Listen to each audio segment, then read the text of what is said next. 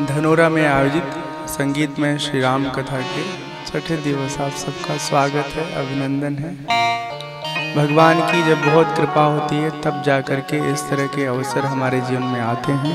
हम सबके जीवन में जब ऐसा सुंदर अवसर आया है तो इसका हम सब ठीक प्रकार से लाभ लें, अपने जीवन को सार्थक करें। कल की कथा में हम सबने श्रवण किया, भगवान श्री राम मिथिला में जो धनुष यज्ञ आयोजित हुआ है वहां पहुंचते हैं विश्वामित्र जी के साथ, लक्ष्मण जी के साथ। जब धनुष को कोई शूरवीर उठा करके उस पर उसकी प्रत्यंचा नहीं चढ़ा पाता है तब विश्वामित्र जी की आज्ञा से भगवान राम धनुष के निकट जाते हैं और पल भर में ही सब लोग देख करके अचंभित है कि भगवान के हाथों में वो धनुष न केवल उठा है बल्कि दो हिस्सों में विभक्त हो गया है। प्रण के अनुसार जानकी मैया से राम जी का विवाह संपन्न होता है। वैदिक रीति से जो विवाह की परिपाटी है, परंपरा है, उस अनुसार भी विवाह संपन्न होता है। अयोध्या से ढेर सारे बाराती आते हैं, सब लोग बड़े आनंद से भगवान के विवाह का दर्शन करते हैं। भगवान के साथ ही साथ लक्ष्मण, भरत, शत्रुघ्न जी का भी विवाह संपन्न हो जाता है। अपनी नई जीवन साथी को चारों भाई लेकर के जब अयोध्या पहुंचते हैं तो उनकी माता लोग बहुत आनंदित होती हैं। आज अपने पुत्रों से ज्यादा बहुओं का मान करती हैं, उनका ख्याल करती हैं, उनसे मिलने की चाह रखती हैं। सभी सासू मां अपने बहुओं को पाकर के अत्यंत प्रसन्न हैं। अयोध्या में सब कुछ बहुत सुंदर तरीके से चल रहा है, सब लोग सुखी हैं, आनंदित हैं। एक दिन की बात है, महाराज दशरथ स्नान आदि संपन्न करके दर्पण के सामने अपने केशों को ठीक कर रहे थे। अचानक उनकी दृष्टि अपने ही सर के पके हुए कुछ बालों पर पड़ती है। मन ही मन विचार करते हैं कि अब हमारी ऐसी उम्र हो गई है कि राज्य की जिम्मेदारी से खुद को हटा करके परमात्मा के सुमिरन में अपना मन लगाएं और अपने राज्य का जो दायित्व है वो अपने बड़े पुत्र को सौंप दें। मन में ये विचार जब आता है दशरथ जी के तो अपने गुरुदेव जी के पास जाते हैं, वशिष्ठ जी को जाके सारी बात बताते हैं। गुरुदेव बहुत प्रसन्न होते हैं। गुरुदेव कहते हैं कि हे महाराज, विलंब न करें, जितना शीघ्र हो सके अपने इस विचार को साकार रूप दे दें।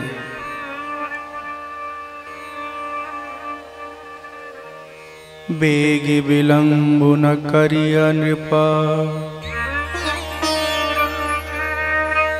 साजिय सबुई समाजू, सुदिन सुमंगल तब ही जब राम हो ही जुबराजू। हे राजन, जिस वक्त राम अयोध्या के राजा बनेंगे उस समय जितने भी अनुकूल घटक हैं सब अपने आप उपस्थित हो जाएंगे।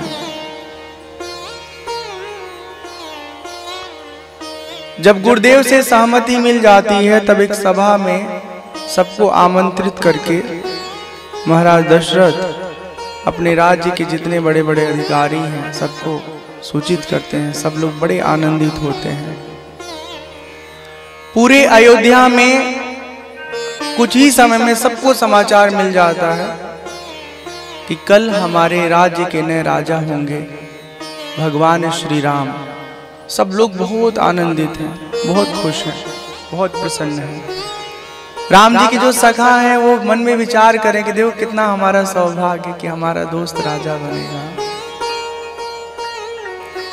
जब ये खबर भगवान श्री राम को मिलता है कि कल उनका राज्याभिषेक होने जा रहा है, तो खुद से बात करते हुए राम जी क्या कुछ बोल रहे हैं, ध्यान से सुनिएगा। जन में एक संग सब भाई, भोजन शयन के लीलरिकाई। जन में एक संग सब भाई, भोजन शयन के लीलरिकाई। करन बेद उपवीत बिहार, संग संग सब भय उछाहा।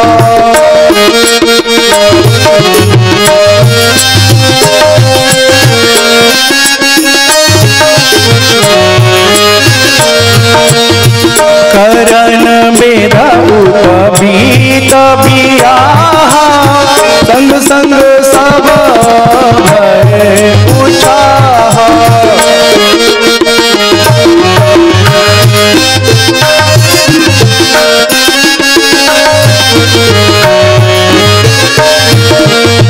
विमल पंचय अनुचित हेतु, बंधु बिहारी बड़े अभिषेकु।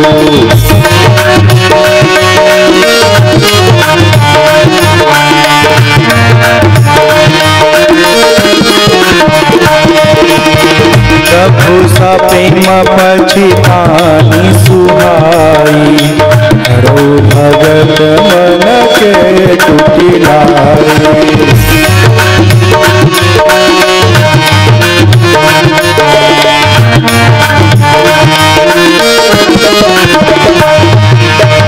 जय सिया राम, जय जय सिया राम, जय सिया राम, जय जय सिया राम।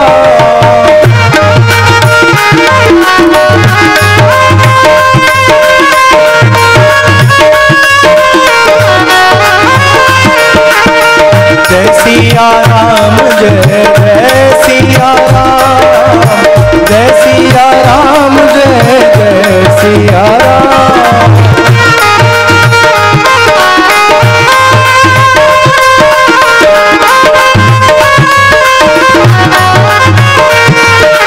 जय सिया राम, जय जय सिया राम, जय सिया राम, जय जय सिया राम।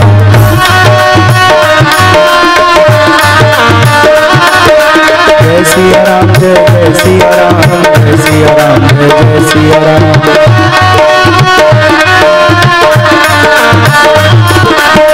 राम राम राम राम राम राम राम राम राम राम राम राम राम राम राम।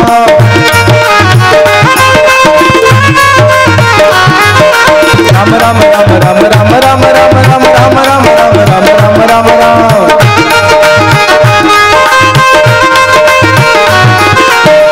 जय सिया राम, जय जय सिया राम, जय सिया राम, जय जय सिया राम। जय सिया राम, जय जय सिया राम, जय सिया राम, जय जय सिया राम, जय जय सिया राम, जय जय सिया राम। सियावर रामचंद्र की जय, पवन सुत हनुमान की जय। बोलो भाई सब संतन की जय, उमापति महादेव की जय। भगवान श्री राम मन ही मन विचार कर रहे हैं, हमारे कुल की हर बात बहुत अच्छी है। हम सबका सौभाग्य ऐसा कि हम सब एक साथ जन्म लिए, एक ही साथ उपनयन संस्कार हुआ, एक साथ गुरुकुल में जाके हमने अध्ययन किया। यहाँ तक कि एक ही साथ हम सबका विवाह भी संपन्न हुआ। जब आज हम में से किसी एक को राजा बनाया जा रहा है, तब मेरे हृदय को बहुत पीड़ा हो रही है। काश ऐसा होता कि हम सब राजा बनते, हम सब साथ साथ राज्य के दायित्व का निर्वाह करते।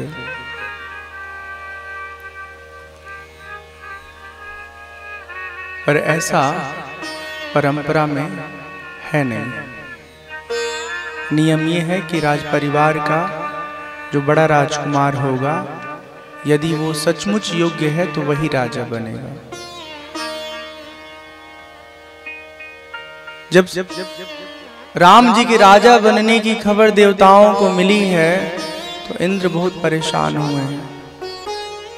सब देवता आपस में मिल करके विचार करते हैं, यदि राम जी राजा बन जाएंगे तो अयोध्या की जिम्मेदारी में उलझ जाएंगे। जिस प्रयोजन से भगवान अवतार लिए हैं वो कार्य तो अधूरा रह जाएगा।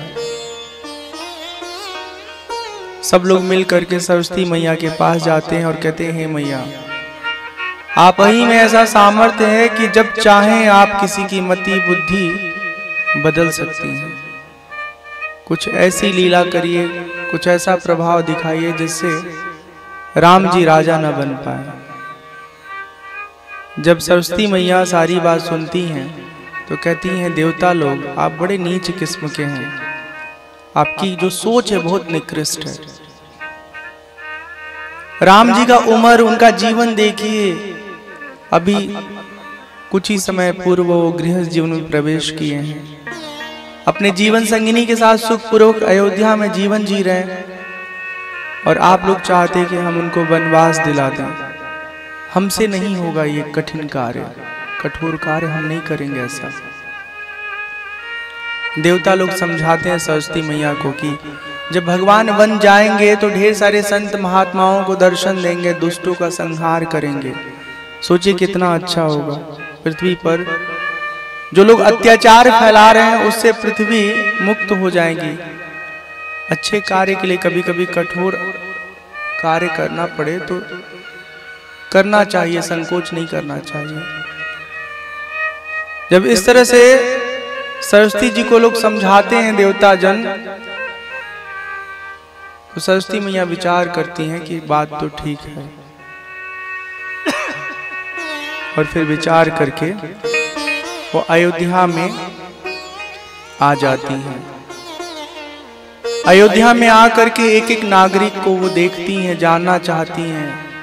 सबका हृदय चित्त मन इतना शुद्ध है, इतना निर्मल है कि उन्हें समझ में नहीं आता कि कैसे वो किसी को आधार बना करके भगवान के राजतिलक के कार्यक्रम को रोकें।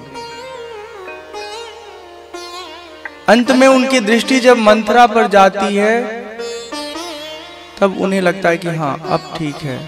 मंथरा के मन में शुरू से ये भाव था कि अयोध्या का राजा कैकेयी का पुत्र भरत बने,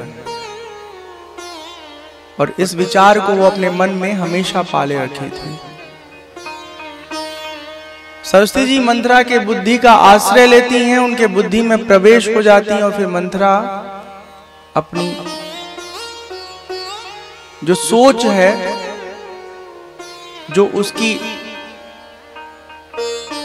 भरत को लेकर के समझ है कि भरत राजा बने अयोध्या के, उस अनुसार वो वर्तन करना शुरू कर देती है। मंथरा कैकेयी के पास जाती है और कहती है, हे कैकेयी, पूत विदेश न सोचु तुम्हारे,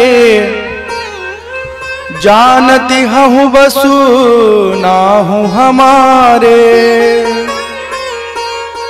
तुम्हारा बेटा परदेश में है और तुम्हें तनिक भी चिंता फिक्र नहीं है, जबकि तुम ये भी जानती हो कि तुम्हारे राजा तुम्हारे वश में है, तुम जो चाहो सो करा लो उनसे। तो तुम इस बात को लेकर के चिंतित नहीं हो, तुम्हें चिंतित होना चाहिए। खबर के बारे में कुछ मालूम है? कल राम अयोध्या के नए राजा बनेंगे। जब राम राजा बनेंगे तो तुम बनोगी पटरानी, क्योंकि नियमतः राजकुमार की जो अपनी मां है वो महारानी के पद पर आसीन होंगी।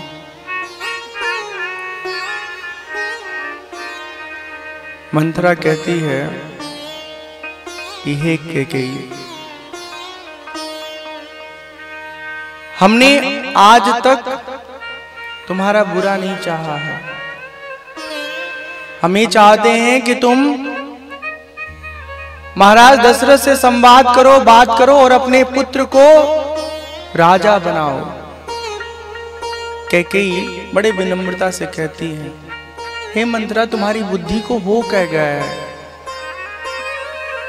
हमारे परिवार की तो ये रीति है, जो घर का बड़ा बेटा होगा वो राजा बनेगा। और हमारे दृष्टि में, हमारे जीवन में राम हो, लक्ष्मण हो, भरत हो, शत्रुघ्न हो, हम तो इन चारों बच्चों में तनिक भी भेद नहीं करते। हमारे लिए सब समान है। ये हमारे परिवार की जो रीति है उस अनुसार राम राजा बनेंगे।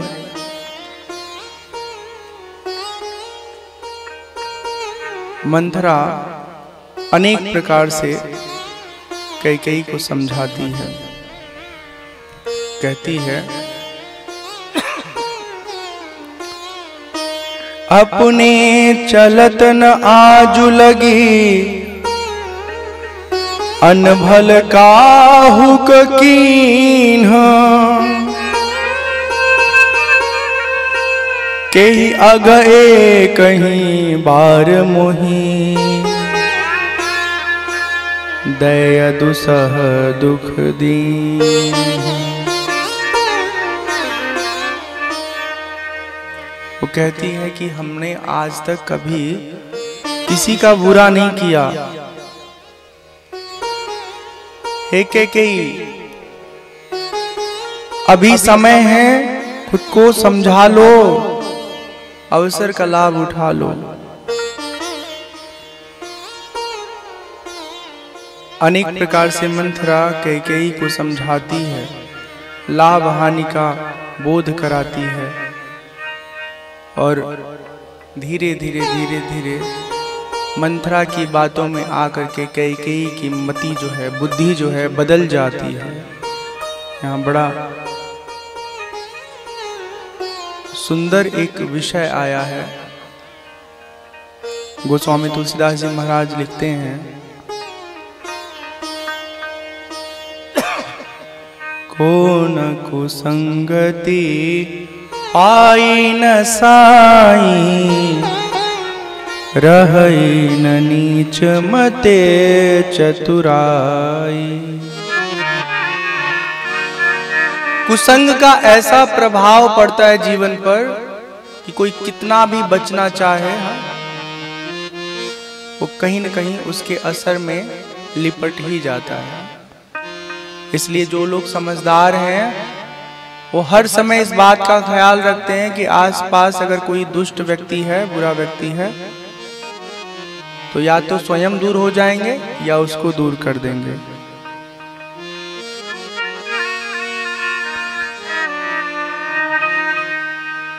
मंथरा कैकेयी को कहती कि देखो, महाराज दशरथ ने तुम्हें 2 वर दिया था। दैवासुर संग्राम हुआ था, महाराज दशरथ देवताओं के साथ, देवताओं के पक्ष में असुरों से युद्ध कर रहे थे। उस युद्ध के दौरान एक जगह ऐसा घटना घटा कि महाराज दशरथ जिस रथ पर सवार थे उस रथ का पहिया निकलना सा, मतलब ऐसा लगा कि निकल जाएगा। कैकेयी अपने सूझबूझ से उस पहिए को निकलने से बचाई। जब दशरथ जी ने देखा कि कैकेयी की वजह से हमारे प्राण बच गए, तो उन्होंने कहा, हे कैकेयी, आपको 2 वर हम दे रहे हैं। इस वर के रूप में आप जो चाहें, जब चाहें, हमसे मांग लीजिएगा। कैकेयी बहुत बहादुर भी हैं, बहुत हिम्मती हैं। आप कल्पना करिए कि पति रणभूमि में युद्ध करने जा रहा है और पत्नी कह रही है कि हम भी आपके साथ चलेंगे। क्या मालूम किस वक्त हमारी आपको जरूरत पड़ जाए। यदि इतना साहस कोई जीवन संगिनी दिखाए अपने पति के साथ, तो उससे लगाव तो विशेष बनेगा ही बनेगा। कैकेयी से दशरथ जी का बहुत लगाव था। मंथरा कहती है कि वो 2 वर को आधार बनाओ और उसी के माध्यम से अपनी इच्छा पूरी करो। पहला वर मांगो भरत को राज तिलक और दूसरा वर राम को वनवास। मंथरा जानती है कि यदि राम वनवास नहीं जाएंगे तो भरत जी कभी राज्य की सत्ता स्वीकार नहीं करेंगे। जब राम जी वन में रहेंगे तो भरत विवश होकर के राज्य का दायित्व संभालेंगे। हे कैकेयी, अब तुम चुपचाप कोप भवन में चली जाओ। जब महाराज दशरथ तुम्हें मनाने के लिए आएंगे तब उस वक्त उनसे ये दोनों वर मांग लेना। पहले के दौर में जो राजा महाराज लोगों का घर होता था उसमें सोने का कमरा, भोजन का कमरा, मेहमान का मिलने का कमरा और साथ ही साथ एक कमरा गुस्सा करने का होता था। गुस्सा करने वाला समझते हैं? जिसको गुस्सा आया, जो नाराज हुआ वो चुपचाप उस कमरे में चला जाता था। जिससे वो नाराज होता था घर वाले उसको वहां भेज देते थे। आपस में समझौता करके हंसते मुस्कुराते वो लोग बाहर आते थे। आजकल की स्थिति क्या है? आज कहीं हम गुस्सा कर सकते हैं, कुछ भरोसा नहीं है कब गुस्सा कर दें। नियंत्रण हमारा स्वयं पर बहुत बहुत कम रह गया है। शाम को अपने सारे जिम्मेदारियों से निवृत्त होकर के महाराज दशरथ जब महल में आते हैं तो कैकेयी को ढूंढते हैं। कैकेयी कहीं नजर नहीं आती हैं।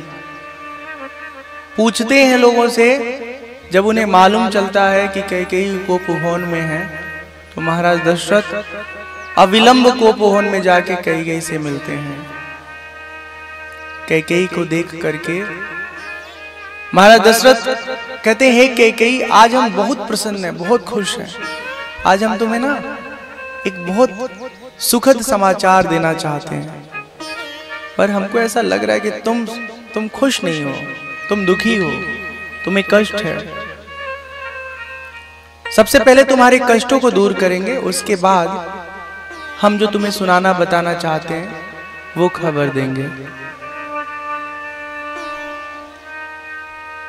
बार बार महाराज दशरथ कहते हैं कि नाराज हो तो कारण बताओ।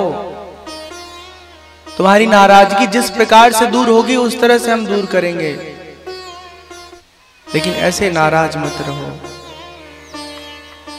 कैकेयी क्रूरता पूर्वक कहती है,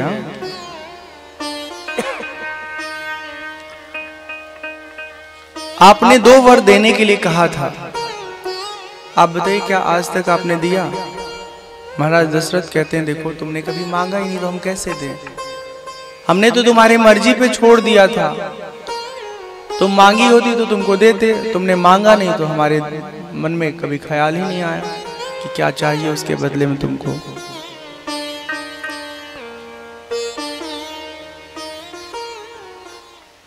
झूठे वो हम ही दोषु जन देहूं, दुई के चारी मांगी मकुले हूं।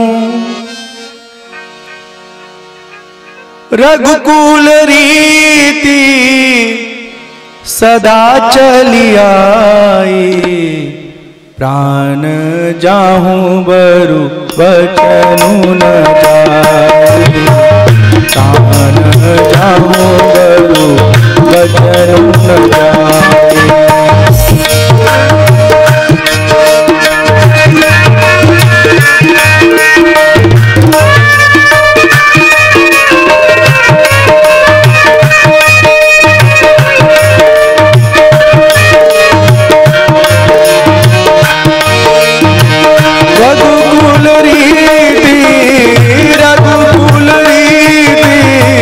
सदा चली आई, प्राण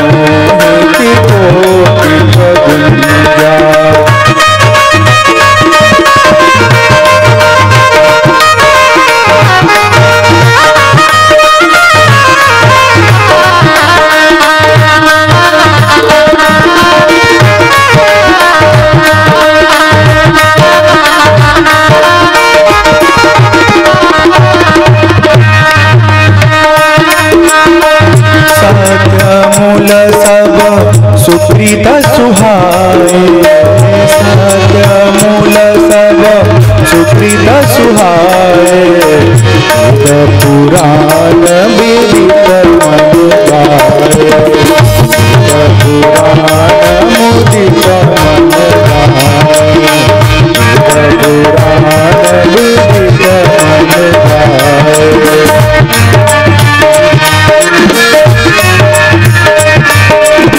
जय सिया राम जय, जय सिया राम जय, जय सिया राम, जय सिया राम जय, जय सिया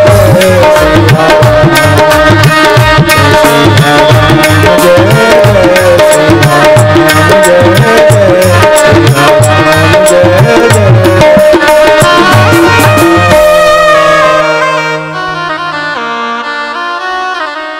सियावर रामचंद्र की जय,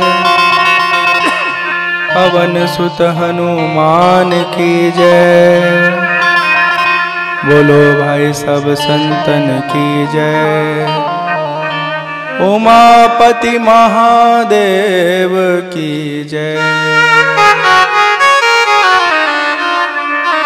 महाराज दशरथ कहते हैं कि हमको झूठा साबित मत करो कैकेयी, तुमको 2 वरदान हमने देने के लिए कहा था, हमसे 4 मांग लो, पर इस तरह हम पे आरोप मत लगाओ कि हम तुमको दिए नहीं, तुमने कभी मांगा नहीं, हमें कभी ख्याल आया नहीं। और हमारे कुल परंपरा में, हमारे परिवार में इस बात का हमेशा ख्याल रखा जाता है कि हम कभी संसार में किसी के समक्ष झूठे साबित न हो। यहां बहुत सुंदर बात आई है। सत्य का जीवन पर असर कैसा होता है, सत्य का जीवन में प्रभाव क्या पड़ता है, उसके बारे में बताया गया है। नहीं असत्य सम पातक पुंजा, गिरि सम होहि कि कोटिक गुंजा, गिरि सम होहि कि कोटिक गुंजा। असत्य के समान पाप, मतलब कहीं आपको इतना बड़ा पाप नहीं सुनने में आएगा जितना बड़ा पाप असत्य को रखा गया है, कहा गया है। झूठ का जीवन में बहुत बहुत दुष्प्रभाव पड़ता है। जितना हो सके हमें सच का आश्रय लेना चाहिए। सत्य के बारे में कहा गया है कि सत्य मूल सब सुकृत सुहाए, वेद पुराण विदित मनु गाए। वेद पुराण मनुस्मृति हर जगह पर यह बात बताई गई है कि सत्य का आचरण करना चाहिए मनुष्य को, सत्य का जीवन में व्यवहार करना चाहिए।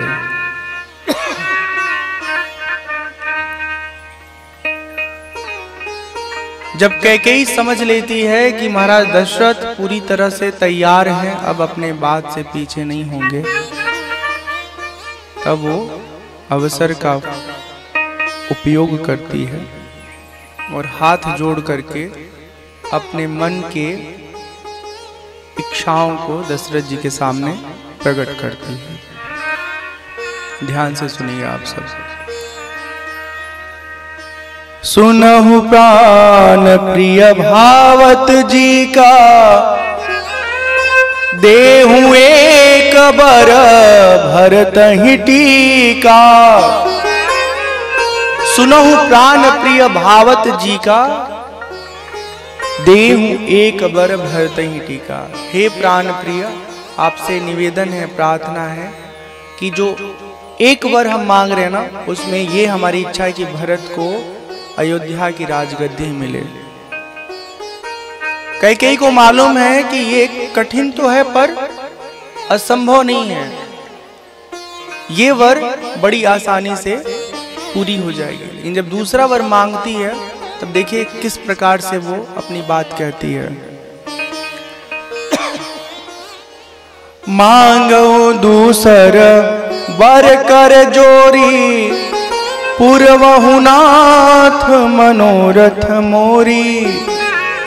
दूसरा वर जब मांगती है तो हाथ जोड़ती है और निवेदन करती है कि हमारे मनोरथ को पूर्ण करिए, हमारे कामना को पूर्ण करिए। फिर एक खास परिस्थिति की बात करती है। तापस बेश विशेष उदासी, 14 बरिस राम वनवासी। तपस्वी के वेश में राम जी को 14 वर्ष का वनवास। जब दूसरा वर्ष सुनते हैं दशरथ जी तो उनके मन की स्थिति बिल्कुल असंतुलित हो जाती है। मन ही मन विचार करते हैं कि हमने किस समय किस पर भरोसा कर लिया। कैकेयी से कहते हैं कैकेयी तुमको भरत राजा के रूप में बने ऐसी इच्छा है तो ये इच्छा पूरी कर देंगे, लेकिन राम को वनवास मत भेजो, क्योंकि राम के बिना हम जी नहीं पाएंगे। बार बार कैकेयी को महाराज दशरथ समझाते हैं और कैकेयी अपने जिद पर अड़ी है। व्यंग मारते हुए दशरथ जी से कहती है कि बहुत कह रहे थे ना, मांगो मांगो मांगो, हम सत्यनिष्ठ हैं, सत्य का पालन करने वाले हम हैं। अब जब सत्य के पालन का समय आया है तब अपने आप को सत्य पालन करने से पीछे क्यों ले जा रहे हैं। मरम बचन सुनी राउ कहा,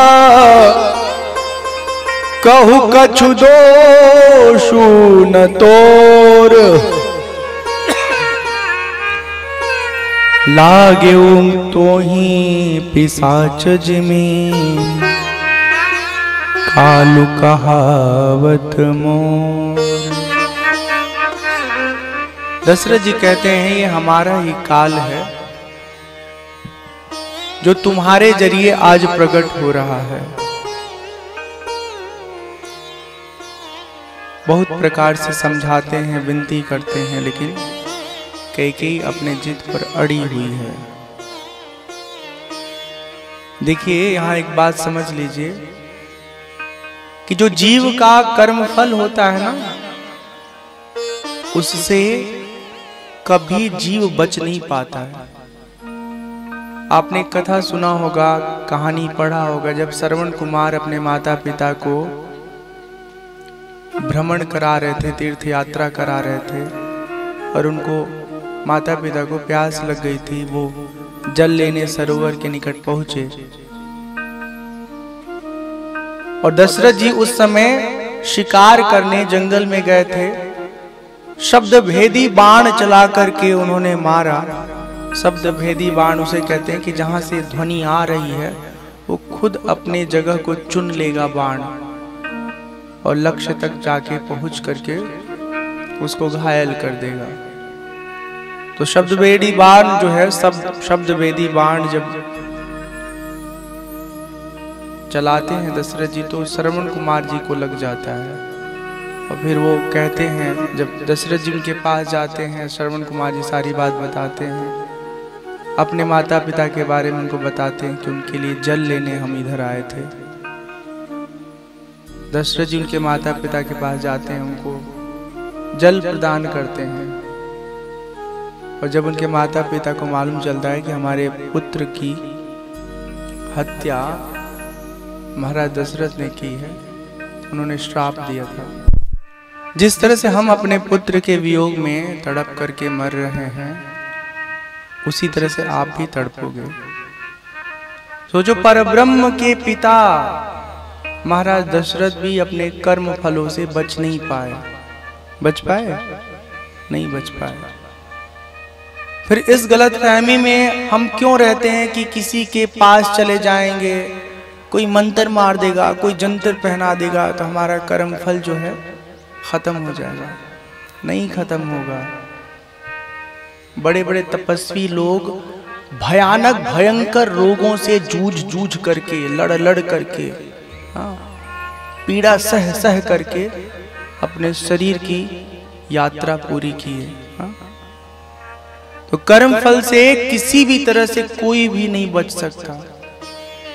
कर्म फल के बारे में कहा जाता है कि जैसे गौ मैया का बछड़ा होता है ना, या बछिया, अगर सैकड़ों हजारों गौ मैया झुंड में हो तो उस झुंड में भी गौ मैया का बच्चा अपने माँ को ढूंढ लेता है। ठीक है, आप सब तो गांव में रहने वाले कृषक हैं, वो अपने माँ के ही पास जाकर के दुग्ध पान करेगा। उसी तरह कर्म फल होता है। दशरथ जी बार बार समझा रहे हैं, पर कैकेयी अपने बात पे अड़ी हुई है। परे उराव कही कोटि विधि, काहे करसि निदान। कपट सयानी न कहती कछु, जागति मन मसानु।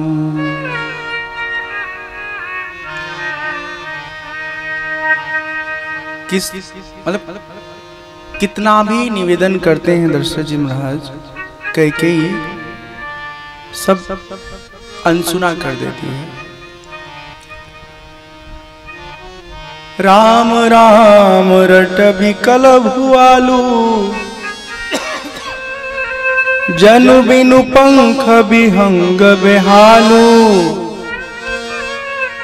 हृदय मनाव भोर जन होई, राम ही जाई कहे जन कोई। महाराज दशरथ मन ही मन भगवान से प्रार्थना करते हैं कि हे परमात्मा, सुबह न हो तो बड़ा अच्छा होगा।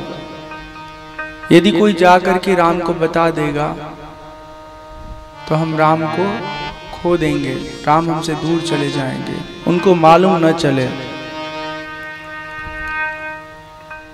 प्रतिदिन ब्रह्म वेला में भगवान अपने पिता से जाके मिलते हैं, उनको प्रणाम करते हैं,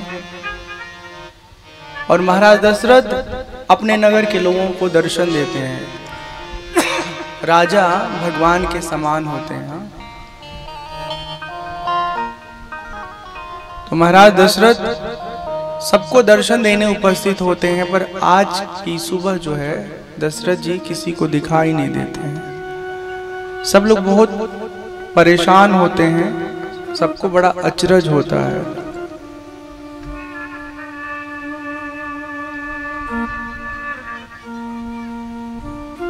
सुमंत जी जो मंत्री हैं महाराज दशरथ के, वो खबर लेते हैं, और जब उनको मालूम चलता है कि दशरथ जी कोपवन में हैं, तो वहां जा करके देखते हैं।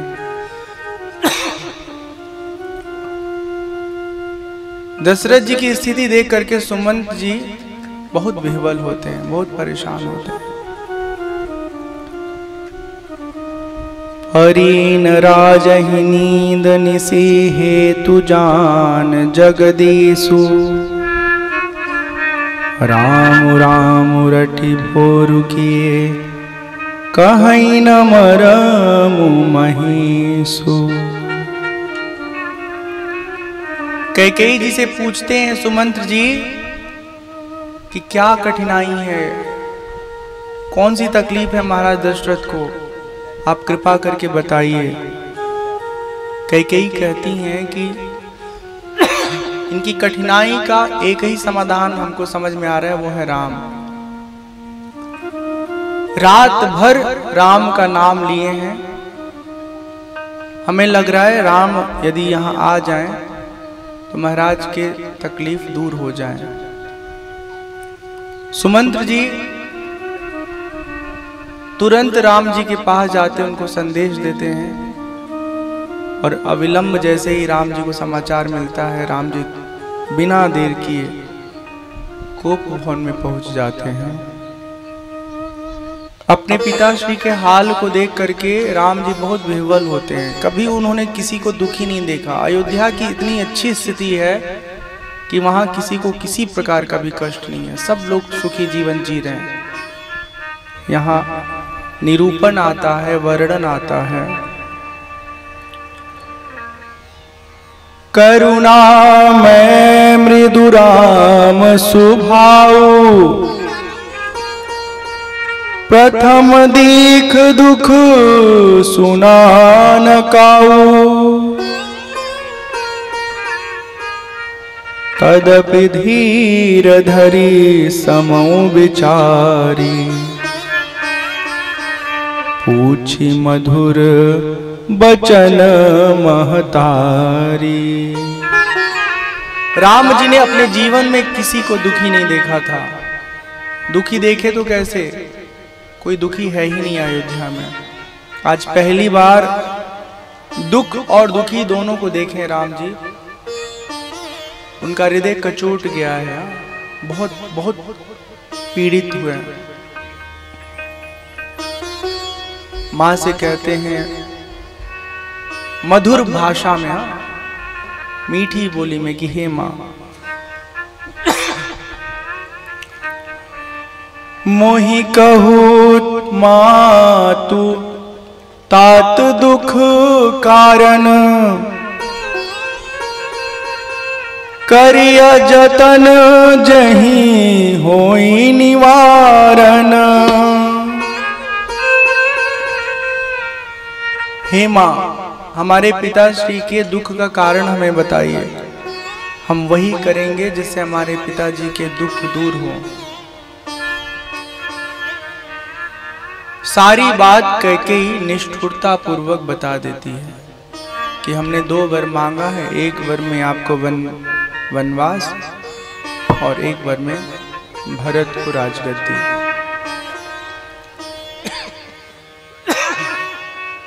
राम जी जब सुनते हैं तो कहते हैं हे मैया, बस इतनी सी बात के लिए हमारे पिता दुखी हैं। बहुत सुंदर यहाँ पर बात बताते हुए राम जी कहते हैं,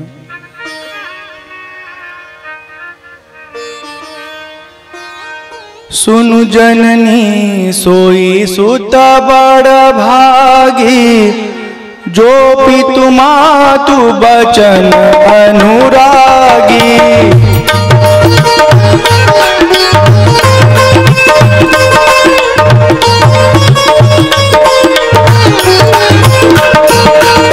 सुनु जननी सोई सुत बड़ भागी, जो पितु मातु बचन अनुरागी।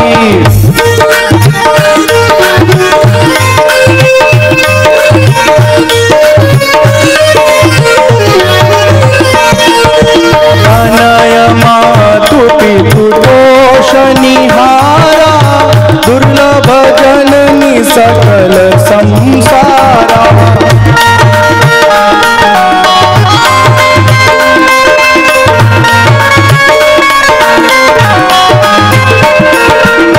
जय सिया राम, जय जय सिया राम, जय सिया राम, जय जय सिया राम।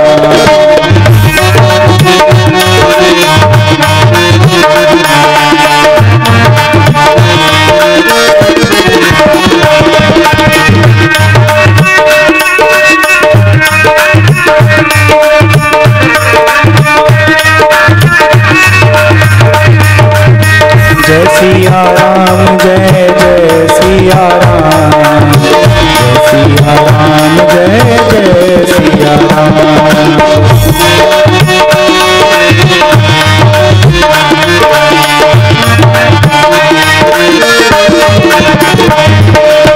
राम राम राम राम राम राम राम राम राम राम राम राम राम राम।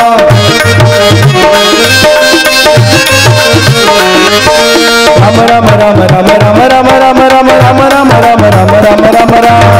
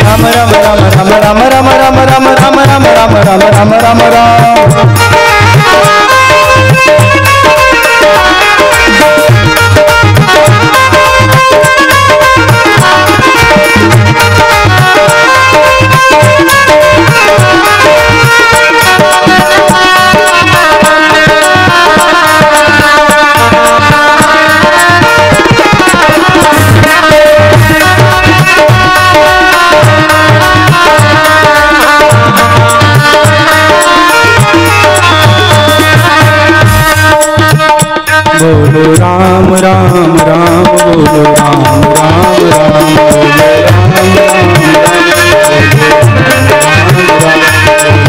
राम राम, बोलो राम राम राम, बोलो राम राम राम, बोलो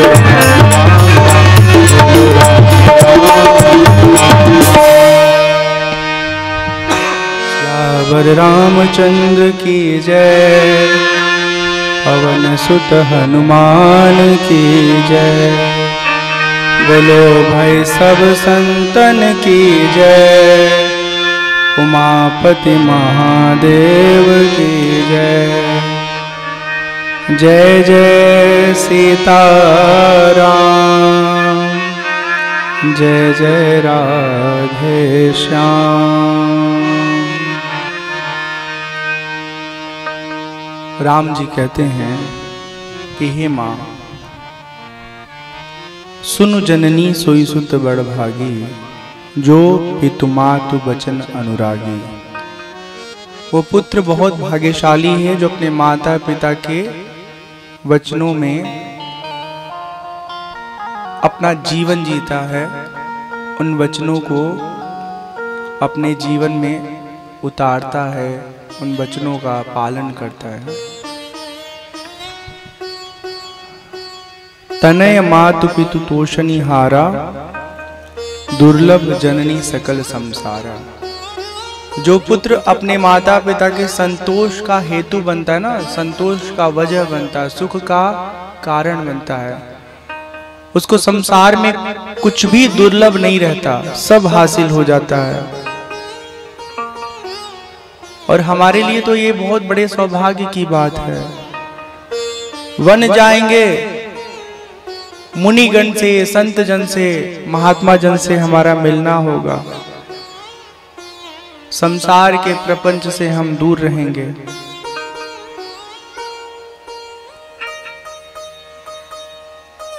ऐसा कह करके पिता को प्रणाम करके राम जी अपने महल में आते हैं, अपने राजसी वस्त्र का त्याग कर देते हैं और तपस्वी वल्कल वस्त्र अपने शरीर पर धारण करके वन जाने की तैयारी करते हैं।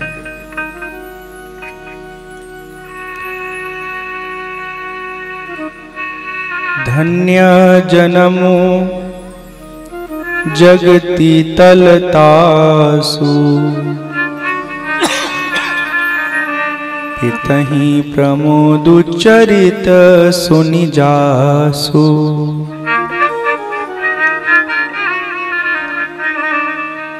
चारि पदारथ करतलता के, प्रिय पितु मातु प्राण समझा के। आयसु पाली जन्म फलु पाई, एहं बेगी हो रजाई। अपने पिता को प्रणाम करके राम जी कहते हैं, हे पिताश्री, हमारा जीवन सफल हो जाएगा आपके आज्ञा का पालन करके। जो पुत्र अपने पिता के आज्ञा का पालन करता है, उसके जीवन में धर्म हो, अर्थ हो, काम हो, मोक्ष हो, सब प्राप्त हो जाता है।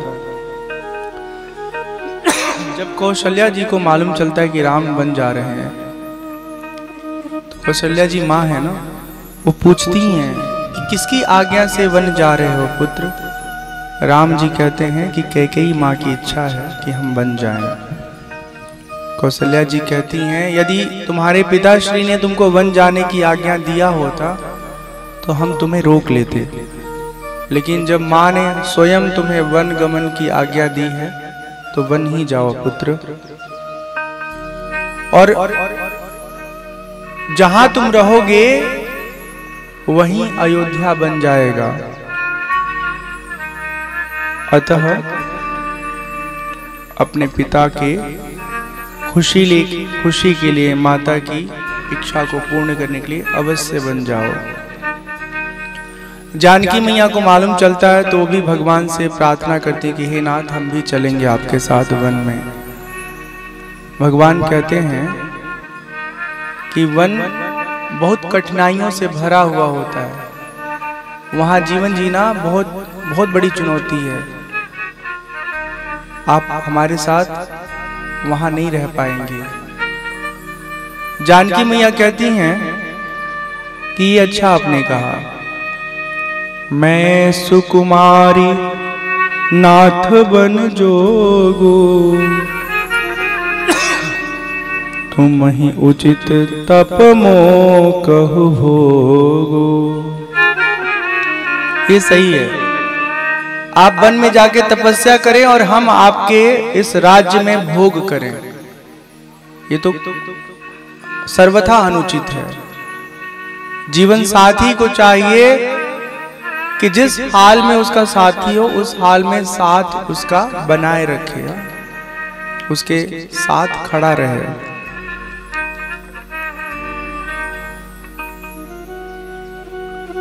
लक्ष्मण जी भगवान के पास आते हैं और लक्ष्मण जी कहते हैं कि हे भैया, हम अयोध्या में आपके बिना नहीं रहेंगे, हम भी आपके साथ चलेंगे।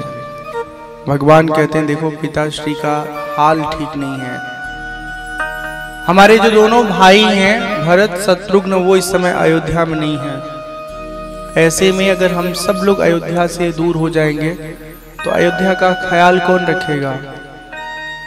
हे लक्ष्मण, आप अयोध्या में ही रहिए।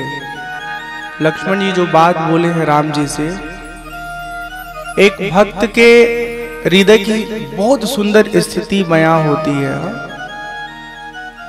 लक्ष्मण जी कहते हैं आपकी बात तो हम मान लें,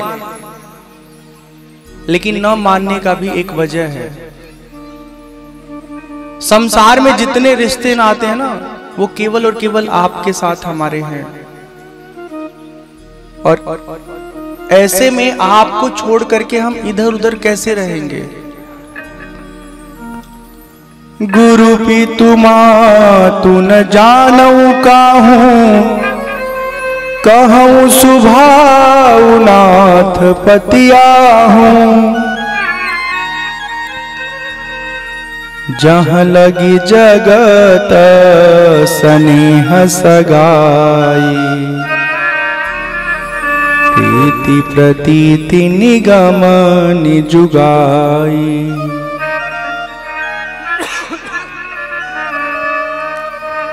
मोरे सबही एक तुम स्वामी, दीन बंधु उर अंतर जामी। धर्म नीति उपदेशियताहि, कीरति भूति सुगति प्रिय जाहि। लक्ष्मण जी कहते हैं गुरु के रूप में, माता पिता के रूप में, और भी जितने रिश्ते नाते जीव के होते हैं जगत से, वो सारे रिश्ते नाते केवल और केवल हमारा आपसे है। हे नाथ, हम इसमें तनिक भी बनावटी बात नहीं कर रहे हैं, आप अंतर्यामी हैं, आपको सब मालूम है। अतः हमें अपने साथ चलने का आज्ञा प्रदान करिए, अनुमति दीजिए। हम अयोध्या में आपके बिना नहीं रहेंगे। भगवान उनके निश्चल मन को देखते हुए उन्हें अनुमति प्रदान करते हैं। लक्ष्मण जी जब सुमित्रा मैया से मिलते हैं अपनी जननी से, तो उनकी माँ क्या कहती हैं वो भी सुनने लायक बात है। सुमित्रा जी लक्ष्मण जी से कहती हैं, हे लक्ष्मण, राम जी के साथ वन जा रहे हो तो खूब मन लगा के उनकी सेवा करना। जहां राम है वहीं अयोध्या है। अयोध्या वो नहीं है जहां पर राम जी जन्म लिए हैं। अयोध्या वो स्थान है जहां राम जी मौजूद हैं। तात्विक रूप से इसका मतलब समझिएगा कि कहने का आशय क्या है। जो पैसिया राम बन जाहि, अवध तुम्हार काजू कछु नाही। अवध तहाँ जहाँ राम निवासु, तहीं दिवसु जहाँ भानु प्रकाशु। दिन वही है जहाँ पर सूर्य है, ठीक वैसे ही अयोध्या वही है जहाँ राम जी हैं। गुर पितु मातु बंधु सुर साई, से यही सकल प्राण किनाई। गुरु पिता माता बंधु, भाई देवता स्वामी, इन सबकी सेवा प्राण के समान करनी चाहिए। और जब राम की बात हो तो उनकी तो और भी निष्ठा के साथ। राम प्राण प्रिय जीवन जी के, स्वार्थ रहित सखा सबही के। पूजनीय प्रिय परम जहाँ ते, सब मानियहि राम के नाते।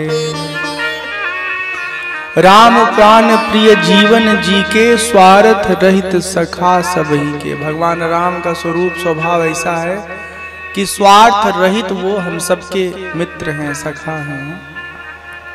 संसार के जो मित्र होते हैं वो तो कई बार स्वार्थ के वशीभूत व्यवहार करते हैं। बहुत कम लोग ऐसे होते हैं जो निस्वार्थ मित्रता निभाते हैं। पर परमात्मा निस्वार्थ भाव से हम सबकी फिक्र करते हैं, हमारा ख्याल रखते हैं, हमारी जरूरतों का ध्यान देते हैं। मैया कहती हैं सुमित्रा जी की, हे लक्ष्मण, अपने भीतर के हर प्रकार के दोषों को त्याग करके राम जी की सेवा करना। और मेरे मन में तो ये भाव उठ रहा है कि तुम्हारे ही भाग्य से राम को वनवास मिला है। कितना सुंदर तुम्हारा दिन होगा जब हर समय राम तुम्हारे सामने होंगे, तुम राम के साथ रहोगे। सजीवन साजु समाजु सबु, बनिता बंधु समेत। वंदिवे प्रगुर चरण प्रभु, चले करि सबहि अचेत। राम जी, लक्ष्मण जी, जानकी मैया जब वन के लिए चलते हैं तो उनके साथ ढेर सारे लोग अयोध्यावासी उनके पीछे पीछे वन गमन कर जाते हैं। यहाँ बहुत सुंदर एक भजन गाया जाता है, वनवास की स्थिति को व्यक्त करते हुए ये भजन है सोना जी है सोना, है सोना जी है सोना, जब राम चले वनवास, अवध सब है सोना।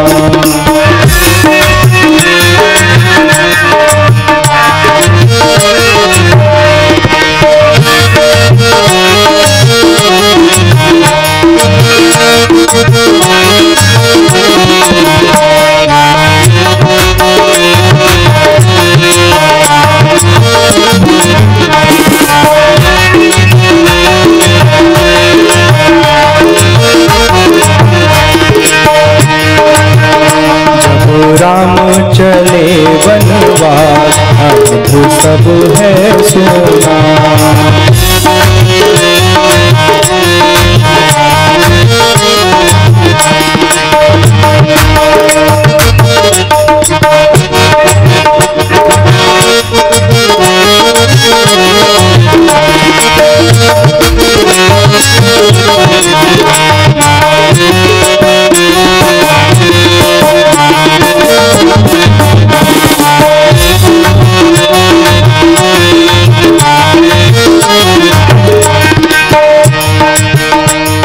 जब राम वनवा को जाने लगे, जब राम वनवा को जाने लगे, सीता जी अर्ज सुनाने लगी।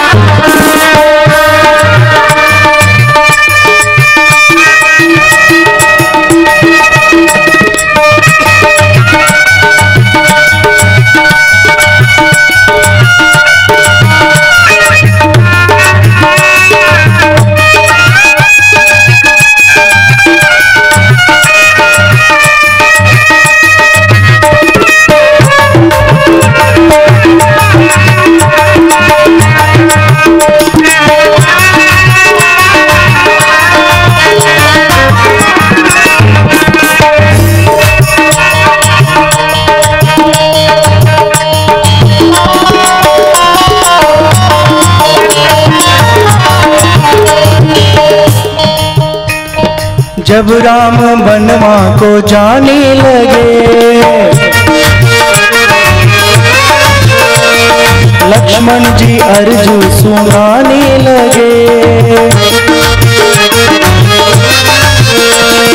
जब राम बनवा को जाने लगे, लक्ष्मण जी अर्ज सुनाने लगे। भैया हम भी करेंगे साथ, सब है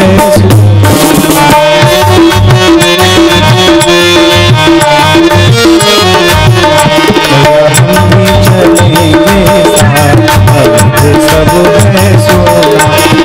हम चलेंगे साथ, सब है सोना।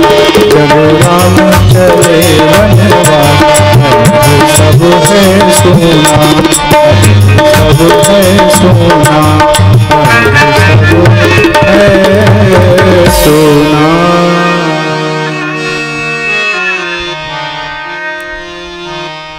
जब राम चले वनवास, अवध सब है सोना।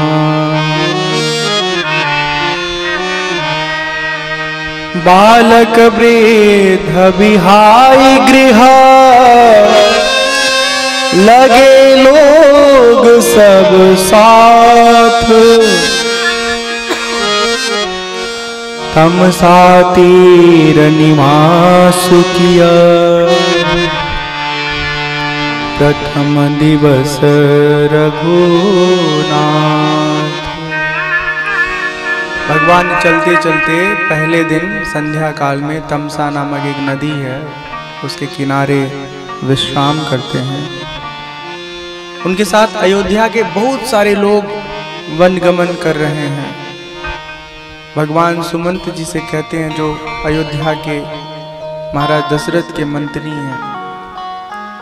सुमंत जी राम जी के साथ वनगमन गए हैं। उनको महाराज दशरथ जी से आदेश मिला है कि आप कुछ ऐसी योजना बनाइए कि राम को वन दिखा करके वापस लेते आइए। जबकि ऐसा होता नहीं है, राम जी जाते नहीं है वापस अयोध्या। सुमंत जी से कहते हैं राम जी की, हे सुमंत जी, रथ को इस प्रकार से चलाइए ताकि कोई रथ के पहिए का चिन्ह देख करके पीछे पीछे हम लोगों को पकड़ न पाए, हमारे पास पहुंच न पाए।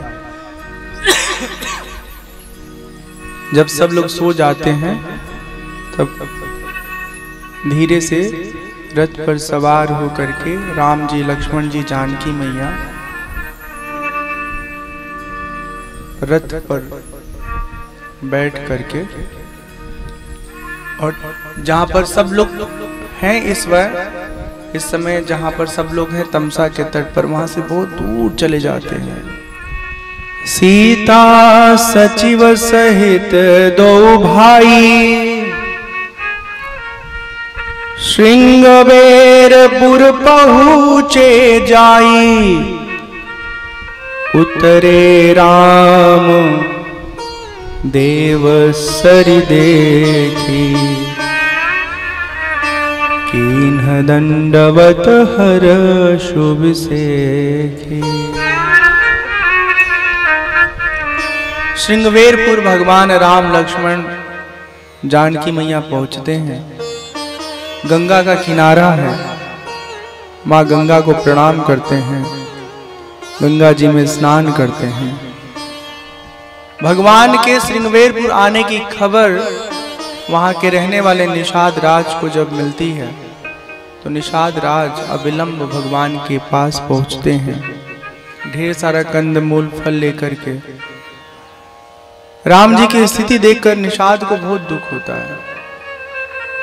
निषाद जी की राम जी के साथ बहुत अच्छी दोस्ती है। जब शिकार खेलने भगवान राम जंगल में जाते हैं तो कई बार निषाद से मिलना हो जाता था, बातचीत शुरू हुआ, दोनों में प्रेम हुआ।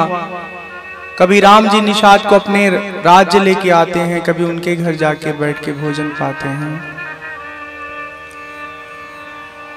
दंडवत होकर के निषाद राज भगवान को प्रणाम करते हैं और ढेर सारा जो फल सेवन करने हेतु जो और सामग्री वो ला करके अर्पित करते हैं।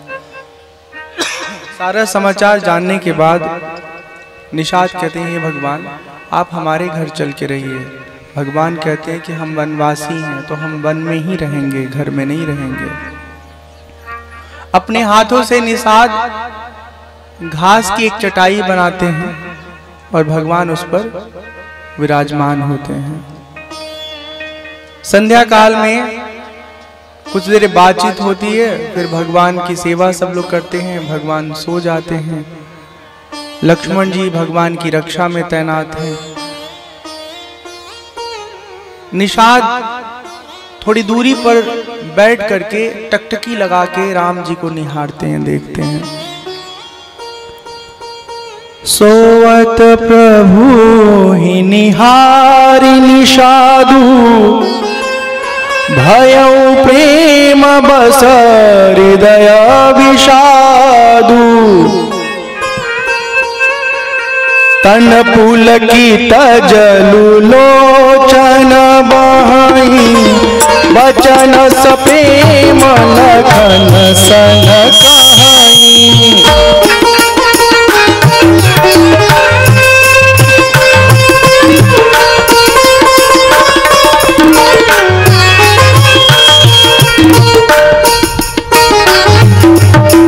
तनु पुलकित जलु लोचन बहाई, बचन सप्रेम लखन सन कहाई।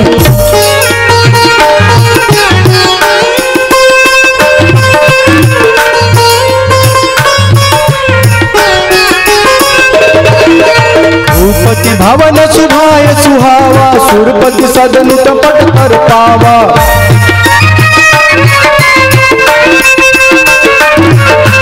मणिमय रचित चारु चौबारे, जनुरति पति निज हाथ सवारे।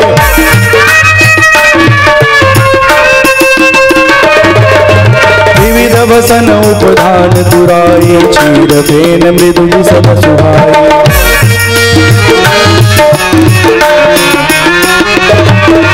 कैकेय नंदिनी मंदमती, कठिन कुटिल पलुकीन। रघुनंदन जानकी सुख अवसर दुख दीन। कैकेय नंदिनी मंदमती, कठिन कुटिल पलुकीन। रघुनंदन जानकी सुख अवसर दुख दीन। जय सिया राम जय सिया राम, जय सिया राम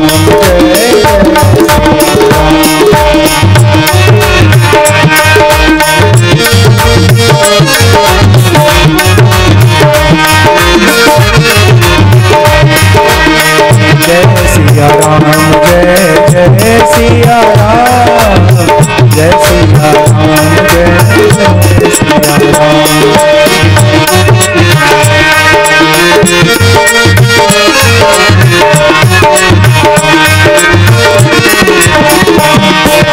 राम राम राम राम राम राम राम राम राम राम राम राम राम राम राम।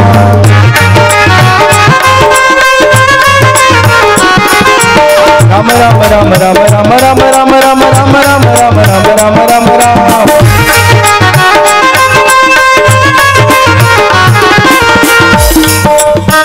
जय सिया राम जय जय सिया राम, जय सिया राम जय जय सिया राम।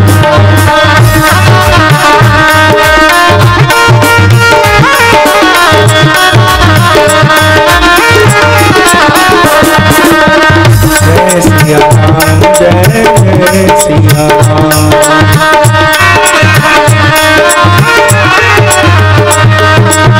जय सिया राम जय जय सिया राम, जय जय सिया राम जय।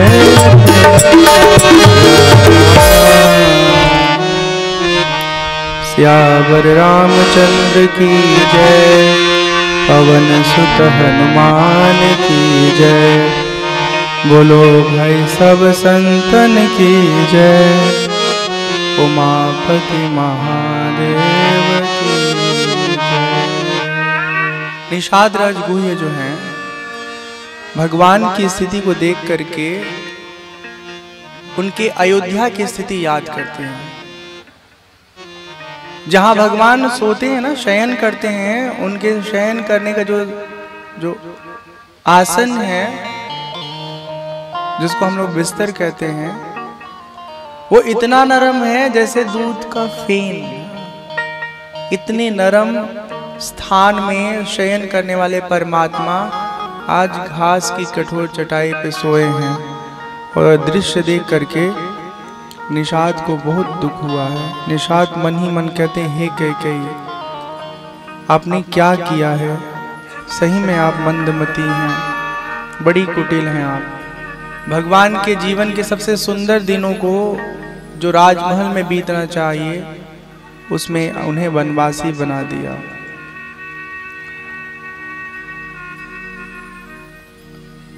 राम जी यहां पर विश्राम कर रहे हैं। निषाद राम जी को देख के दुखी हैं। निषाद के दुख को देख करके, निषाद के दुख को दूर करने के लिए लक्ष्मण जी यहां पर जीवन के लिए कुछ जरूरी ज्ञान दे रहे हैं कि हे निषाद, दुखी मत होइए। जो मैं बता रहा हूं उसको ध्यान से सुनिए।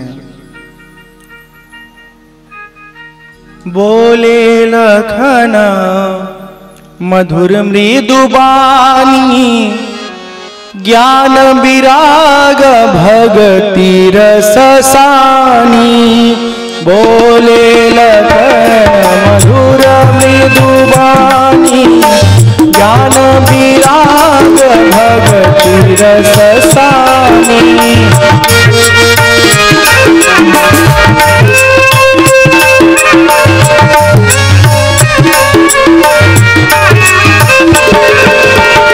साहुन को सुख दुख कर दाता, निज कृत कर्म भोग सब घाता।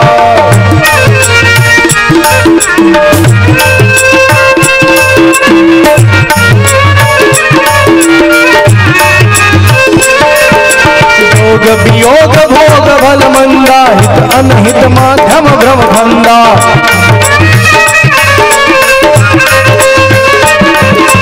जन्म मरण चह लगी जग चालू, संपत विपत्ति करम अरु कालू।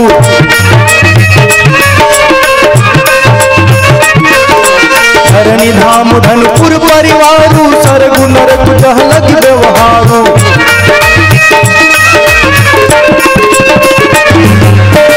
देखिया सुनिया दुनिया मन माही, देखिया सुनिया दुनिया मन माही। मोह मूल परमार्थ नाही।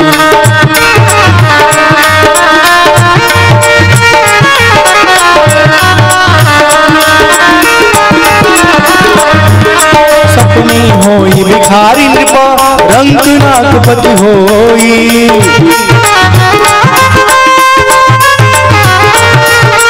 आगे लाभ हानि कछु, इनका पंच किए जो।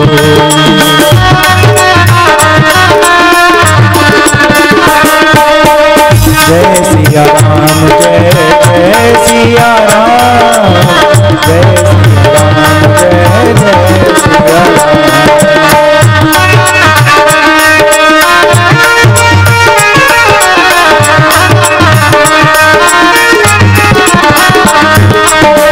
जय सिया राम, जय जय सिया राम, जय सिया राम, जय जय सिया राम।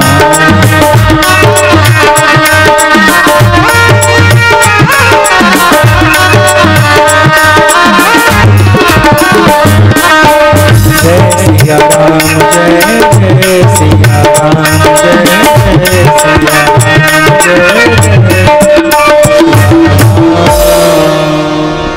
श्यावर रामचंद्र की जय, पवन सुत हनुमान की जय। राम जी को वनवासी रूप में देख करके निषाद दुखी हैं। लक्ष्मण जी यहाँ पर निषाद को समझा रहे हैं कि हे निषाद, काहू न को सुख दुख कर दाता, निज कृत कर्म भोग सब भ्राता। यहाँ पे भगवान को मत रखिएगा आप लोग का, क्योंकि भगवान कर्म फल भोग से परे हैं। कर्म फल भोग में वही पड़ता है जो कर्म में आसक्त होकर के कर्म करता है, किसी अपेक्षा के वश में आकर कर्म करता है। जैसे अगर कोई पेड़ लगाया है आपने पीपल का, तो पीपल का पेड़ लग गया है, खूब घना उसकी टहनी है, उसके खूब मजबूत पेड़ है, वहां पे लोग आ रहे हैं जा रहे हैं, आनंद से छाया का आनंद ले रहे हैं। अब आपने लगा दिया स्वार्थ में कि आम लगाते हैं, 5 पेड़ 10 पेड़ जो भी लगाना था लगा दिया। आम का सीजन आया, उसमें मोर आया, आपने सींचा सेवा किया और फल नहीं आया, सब मोर उसका झड़ गया। फिर क्या होगा? फिर दुख होगा। बताओ, इतने मेहनत से लगाए, कोई आम नहीं निकला। जब आप कामना से युक्त होकर कोई काम करेंगे तो आपको दुख होगा। अब पीपरा का पेड़वा जो लगाए हैं आप, पीपल का जो पेड़ लगाए हैं, चाहे बरगद का जो पेड़ लगाए हैं, हम कल घर में गए थे, किसके? तुम्हारे घर में गए थे। हाँ, वहां बरगद है ना, बरगद है, बरगद का पेड़ घर के अंदर। अब बताओ, वो फल दे चाहे ना दे, कोई फर्क पड़ेगा? कोई फर्क नहीं पड़ेगा। छाया देना उसका काम है, वो छाया देता रहेगा। लेकिन वही अगर आम का पौधा है आजू बाजू में और फल नहीं लगेगा तो मन को अच्छा नहीं लगेगा। आम देखो सबका फल दिया, हमारा नहीं दिया, कष्ट होगा। तो कहने का मतलब ये है कि काहू न को सुख दुख कर दाता, निज कृत कर्म भोग सब भ्राता। परमात्मा कर्म फल भोग से ऊपर उठ करके व्यवहार करते हैं, लेकिन हम जीव लोग कर्म फल की चाह से युक्त होकर बर्ताव करते हैं, व्यवहार करते हैं। तो ये हमारे लिए बात बताई गई है कि कोई दूसरा सुख दुख नहीं देता है, अपना ही कर्म, चाहे इस जीवन का हो चाहे पूर्व जीवन का हो, वही कर्म फल हमको भोग प्रदान करता है, चाहे वो अच्छा भोग हो चाहे बुरा भोग हो। आप कल्पना करो, एक छोटा सा बच्चा जो पेट में पल रहा होता है, जब वो जन्म लेता है तो कई बार पता चलता है कि उसके कान ठीक नहीं है, उसके दिल ठीक नहीं है, उसकी आंखें ठीक नहीं है। उसने कोई कर्म तो अभी किया नहीं ना, किया कोई कर्म? अभी तो बड़ा होगा तब न कर्म करेगा, पेट के अंदर वो क्या कर्म करेगा? फिर भी उसके साथ इस तरह की स्थिति है। क्यों ऐसा है? परमात्मा इतने निष्ठुर नहीं है, इतने कठोर नहीं है कि मतलब किसी के साथ कुछ भी हो रहा है उनको कुछ फर्क नहीं पड़ रहा है। ऐसे नहीं है परमात्मा। परमात्मा को फर्क पड़ता है। किसी के साथ अन्याय होगा परमात्मा नहीं देखेंगे, हाँ, लेकिन जो जैसा कर्म किया वैसा उसको फल तो मिलेगा ही मिलेगा। तो पिछले जन्मों में जो ऐसा कर्म किया उस अनुसार उसको वर्तमान समय में शरीर मिला है, परिस्थिति मिली है। अब कोई बच्चे ऐसे हैं जो जन्म लेते ही इतने तेज बुद्धि के होते, इतने कुशाग्र होते, इतने मेधावी होते हैं, हाँ, कि मशीन के धड़ धड़ धड़ धड़ धड़ धड़ उनकी बुद्धि तेज चलती है, काम करते हैं, बुद्धि के प्रखर होते हैं। लोग मजाक में कह देते हैं कि अपने दादा का दादा है, नहीं बोलते ऐसा। कितना टमटेल है, कितना समझदार है बच्चा इनका। वो पिछले जन्म में कुछ उन्होंने किया है, इसलिए उनको अच्छी बुद्धि अच्छी मति मिली है। अब पिछला जन्म में कुछ किया है, इस जीवन में मिला है, इसको समझने का एक और तरीका समझ लीजिए, एक और उदाहरण समझ लीजिए। आज 2023 चल रहा है। जो बच्चे कक्षा 1 में होंगे, 2 में होंगे, 4 में होंगे, वो अगर मेहनत से पढ़ेंगे 10 साल तक, 15 साल तक, तो 2033-38 में पहुंचते पहुंचते उनकी बुद्धि बहुत तेज होगी। किसी कंपटीशन में बैठेंगे, पास हो जाएंगे, अच्छी नौकरी, अच्छी सैलरी, अच्छी जिंदगी सब उनकी होगी। और अगर आज वो अच्छा नहीं करेंगे पढ़ाई लिखाई, तो 10 साल के बाद उनका भविष्य क्या होगा? गौशाला खोलेंगे, खेत में राशन बोएंगे, मतलब वही अनाज, धान, गेहूं। अरे मतलब इसको आप बुरा मत मानिएगा, खेती करना गलत काम नहीं है, लेकिन आज के इस दौर में खाली खेती से घर परिवार का गुजारा चलाना ये बहुत बड़ी चुनौती है।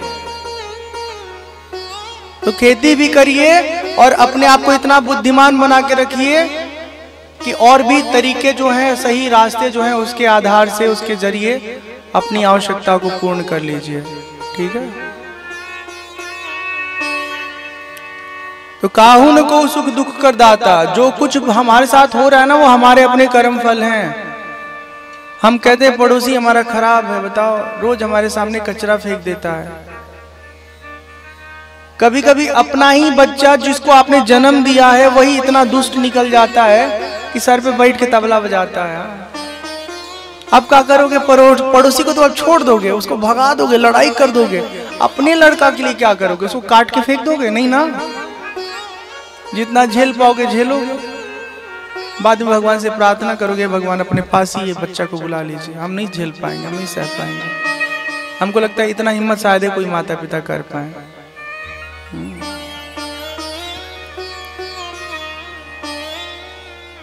जोग वियोग भोग भल मंदा, हित अनहित मध्यम भ्रम फंदा, जन्म मरण जह लग जग जालू, संपत्ति विपत्ति करम अरुकालू। जोग, जोग मतलब 2 धन 2 बराबर 4, 1 और धन 1 बराबर 2। जैसे अकेले आप थे, आपकी बहन आप भाई आ गए तो आप 2 हो गए। बड़े हुए अकेले थे, शादी हो गई तो 2 हो गए।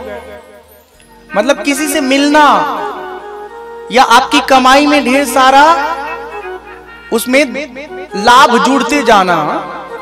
जोग वियोग, कोई आपका अपना है आपसे दूर हो गया, बहुत कुछ आपने कमा के रखा था उसमें आग लग गया, सब जल के राख हो गया। जोग वियोग भोग भल मंदा, जो कुछ भी हमारे जीवन में अनुभव हो रहा है उसको भोग कहते हैं। दुख अनुभव हो चाहे सुख अनुभव, उन सबको भोग कहा जाता है। हित अनहित, हमारे साथ कुछ अच्छा हो गया या हमारे साथ कुछ बुरा हो गया। मध्यम भ्रम फंदा, शत्रु मित्र, जन्म मरण, संपत्ति विपत्ति, ये सब जगत में अपने प्रकृति के अनुसार होते रहेंगे।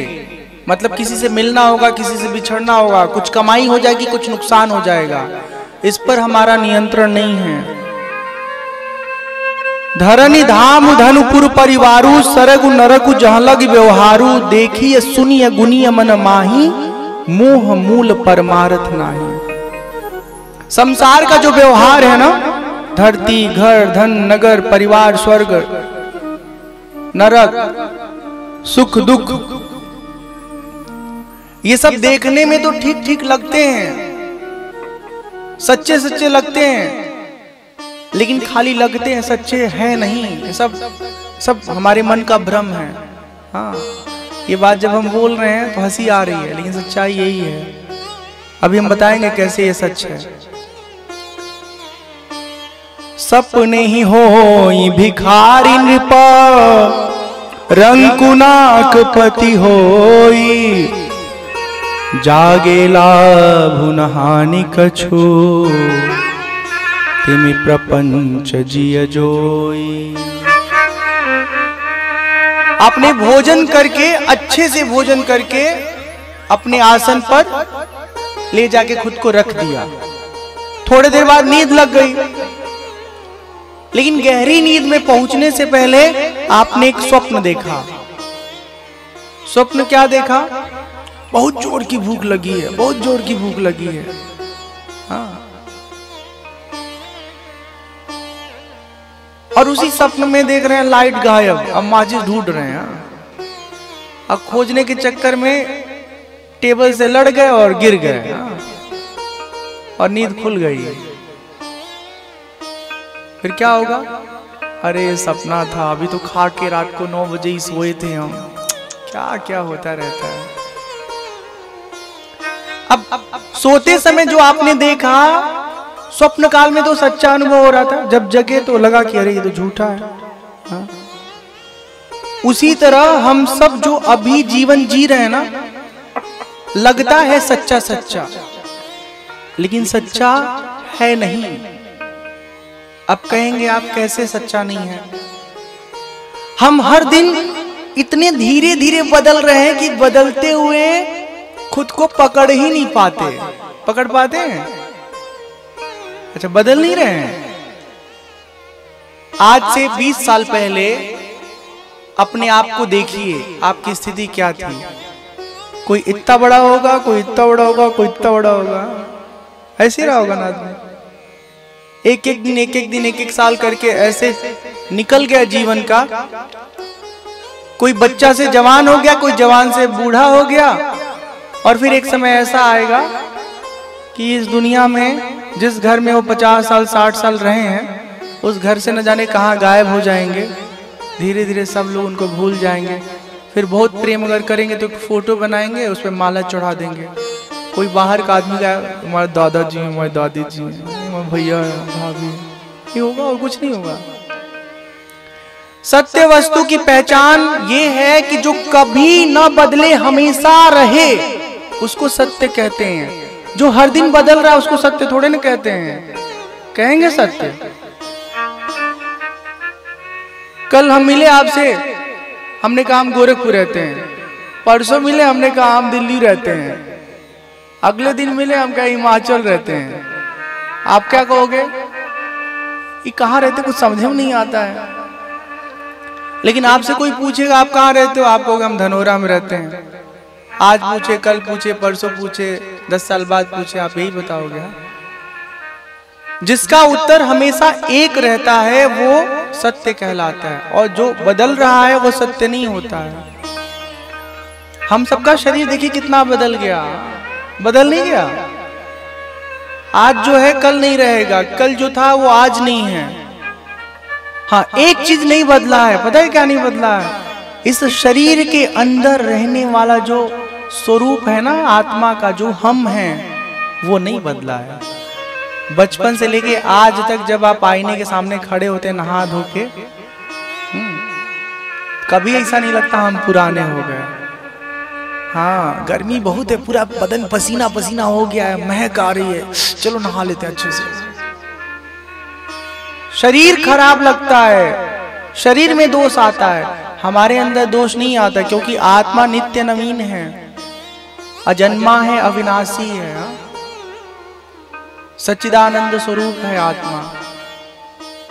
कपड़े पुराने होते ही नहीं होते हैं। अब 2 साल पहले जो साड़ी लिए थे, सूट लिए थे, कोई कहेगा शादी में रिसेप्शन में चलना, पहन के चलो, चलोगे आप लोग? हाँ, हम नहीं जाएंगे, हमको नया ला के दीजिए तो चलेंगे, नहीं तो नहीं जाएंगे। कपड़े पुराने होते हैं, शरीर पुरानी होती है, घर पुराना होता है। आज जो घर हम बनवाए हैं, रंगवा करके एकदम चकाचक सुंदर बना दिए हैं, धीरे धीरे साल 2 साल 3 साल बाद क्या होगा? उसके रंग पर कभी कालिक लग जाएगी, कभी कचरा लग जाएगा, धीरे धीरे वो रंग फीका पड़ जाएगा। लेकिन जो हमारे आत्मा का स्वरूप है ना, वो कभी फीका नहीं हुआ, हमेशा चटक मटक लगा रहा। 70 साल की उम्र में भी आदमी नहा हो आके जब कंघी करता है, क्रीम पाउडर लगाता है, तो एकदम मुस्कुराता है, नहीं मुस्कुराता है? हाँ, मेकअप वेकअप करके एकदम तैयार हो जाता है। क्यों? मेकअप भले शरीर का करता है, लेकिन उसको फीलिंग अपनी होती है कि हम आज भी वैसे ताजे हैं। वही जो हम है ना, अंदर वाला आत्मा जो है ना, उसको जानना है, समझना है, उसके साथ जीवन जीना है। हम सब दुनिया के बाहर, दुनिया में बाहर बाहर खूब जीते, इनके साथ उनके साथ, यहाँ वहाँ, खुद के साथ जीवन नहीं जीते, खुद को नहीं जानते, खुद को नहीं पहचानते। तो कथा में खुद को जानने पहचानने का अवसर मिलता है। जैसे स्वप्न में दिखने वाली स्थितियां स्वप्न टूटने के बाद हमको समझ में आ जाती है कि वो झूठी थी, वो सच्ची नहीं थी। उसी तरह जब सत्संग करते हैं, भगवान की कथा सुनते हैं, अपने बारे में जानते हैं, तब हमको समझ में आ जाता है कि हम जहां फंसे थे वहां नहीं फंसना है। सब व्यवहार करते हुए, सबके लिए सब कुछ करते हुए, अपने आप को उन बाहर की चीजों से अटैच नहीं रखना है, लगाव में नहीं रखना है, मोह में नहीं रखना है। अपने साथ लगाव रखना है, अपने आप को जानना है, समझना है, पहचानना है, ठीक है। और जो एक बार खुद को जान लेता है, समझ लेता है ना, फिर दुनिया के अंदर जीवन जीते हुए भी दुनिया के प्रपंच से वो हमेशा परे रहता है, बचा रहता है। अब अगर हम जान गए कि हम कौन हैं, हम देह नहीं, हम आत्मा हैं, हम अविनाशी हैं, हम निर्विकारी हैं। कोई कहेगा ए मोटू इधर आओ, तो आदमी गुस्सा ही नहीं आएगा, मुस्कुरा कहेगा पगलू हम नहीं मोटू, हमारा शरीर मोटू, ठीक है। हाँ, अब बोलना है तो ऐसे बोलो, पिंकू का शरीर मोटू इधर आओ, तो पिंकू अपने शरीर को लेके आएगा। कोई कह दिया बड़े सावले हो तुम तो, आदमी एकदम से मायूस हो जाता है। बताओ हमारा भैया गोरा, हमको कहाँ है सावला, अम्मा ने हमको बना दिया। नहीं आता होगा भाइयों के बीच में ऐसे भाव, एक भाई गोरा है, एक भाई सावर। गोराई, सवराई, मोटाई, दुबराई सब कर्मफल का परिणाम है, ठीक है ना।